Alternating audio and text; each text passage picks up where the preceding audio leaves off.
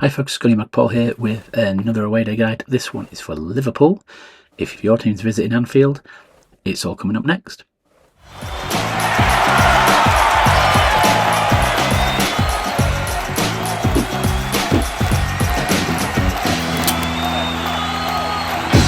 Okay, so Anfield. It's been home to the red side of Liverpool since 1892, but the first match played at the ground was actually between Everton and Earstown back in September 1884. And in fact, from 1884 to the 1990-91 season, it was actually home to the Toffees. They finished up in an argument with the landowner. They were renting it from him. They won the league, so Everton were actually the first team to bring a league title to Anfield. But at the time they decided they were going to take things a little bit more seriously. They tried to buy the ground rather than renting it off the owner, and it became a bit of an argument, so they left and moved to their long-term home until the 2024-25 season, which left Anfield without a team. So John Holding, friend of the existing landowner, decided he needed to pull a team together rather than have the ground being stood empty, and that was the beginning of Liverpool FC as we know it today. They actually played their first match there in September 1892, and it was a 7-1 thrashing of Rotherham Town, friendly, and because this was a brand new club, it was a replacement for the team that had been playing there. The official gate for the game was 200. Amazing to think how far they've come from that. But the rest, as they say,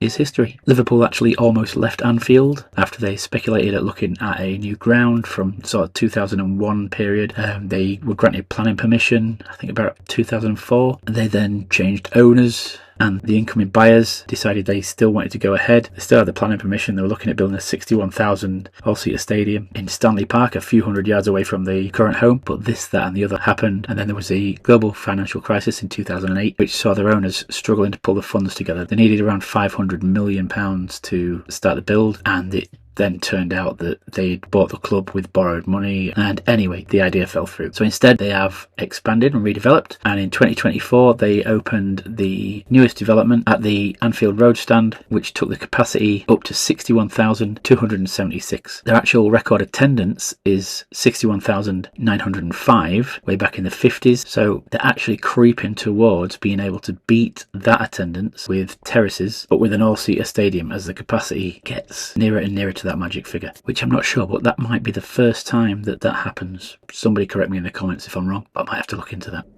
I won't go down that rabbit hole right now though. Moving on. For those coming in on the trains, the most likely station you're going to be coming into is Liverpool Lime Street. It's served by Merseyrail for local stations. Northern trains out to sort of Blackpool and Manchester coming in via Earstown, one of the first teams to ever play there, and incidentally the home of my favourite band, the K's. No, I'm not sponsored for this. No, I'm not getting any kind of free merch or anything for mentioning them. They're just banging, and if you like your music, add them to your Spotify. You won't be sorry. Anyway, I digress. You've also got Transpennine Express that go through up to York and the east coast of Yorkshire and Lincolnshire, and then you have the East Midlands and West Midlands Railways with routes in from Norwich, Peterborough and Nottingham for the east, and Birmingham for the West Midlands one, and then Avanti West Coast, which will take you all the way from London up to Liverpool. So yeah, pretty good train links in. And if you are coming on public transport and decide you want to continue that up to the ground, the number 17 bus will take you from the city centre. It takes about 15-20 minutes, and it'll drop you right up by the stadium. If you're driving in, there is parking at Stanley Park. There's an overspill just across the road as well. You can find that at the postcode of Lima 4 0 Tango Quebec,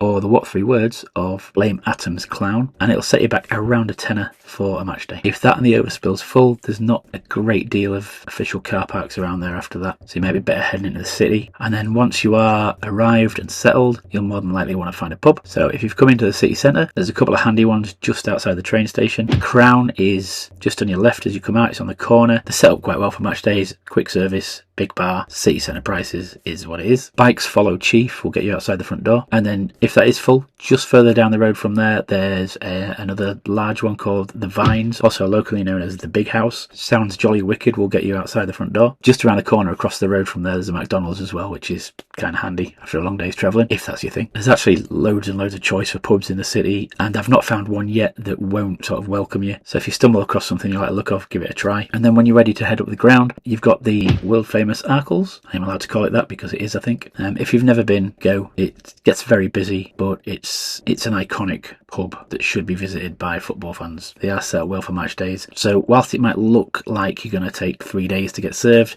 you should be up to the bar and back away again in a fair amount of time. Cups Hope Awake will get you outside there, but you'll probably see other fans drinking around there and on the footpath outside anyway. And then if you are staying over, there's actually a few hostels in Liverpool, which is quite handy. I use Cabanas when I go there. It's a chain. They've got them in different cities around the country, and I particularly like this one in Liverpool because it's right on the little street, 2 minutes walk from the Cavern Club, and there's always something going on. It's kind of busy immediately outside of it. I remember the first time I stopped there, I was thinking I'm not going to get any sleep here, but the rooms are well soundproofed, even with it being a hostel, and I slept like a baby. Woke up sucking my thumb and everything. You can find them on your usual booking.com, but if you go through their website, you'll probably get it a little bit cheaper, but it's cheap enough anyway. You're looking to spend around 20 quid for the night, depending on what's on and how busy they are. Prices Driver Often will get you to the front of there, and then going for a chain type one, as I usually do, the Premier Inn is just outside the train station to the left of the Crown Hotel. As you look at it, it's a big old block of a building with a wide staircase leading up to the front doors, and Front Bridge Abode will get you onto the steps there. And then your higher end, we've got the Titanic. That's up right near where the new Everton Stadium's going to be, and despite it looking like an old mill and the industrial exterior of it, the Titanic is a bit posh and always goes down well.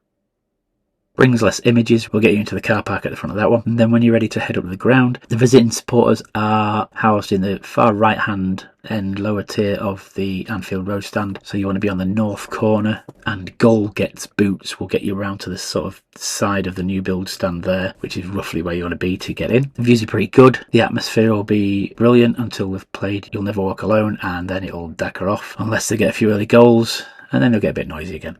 If they do take a while to score, I'm sure you'll treat them to a few rounds of Where's Your Famous Atmosphere, and so you should. They always boast about it, and it fails to materialise quite a lot. Disagree with anything I've said? Let us know in the comments. Be a lot of Liverpool fans in there, I think. But it's just a bit of fun. You've got to be able to take it if you can give it out. And I know I can. If you like this stuff, give us a thumbs up and consider subscribing so that, one, you know when I put a new one up for another ground, and two, next time you're doing an away day and you're looking for this kind of information, it makes it much easier to find. And I'm adding clubs all the time, especially when Newcastle played them. Anyway, that's it from me. Thanks for watching, and I will see you in the next one. Cheers.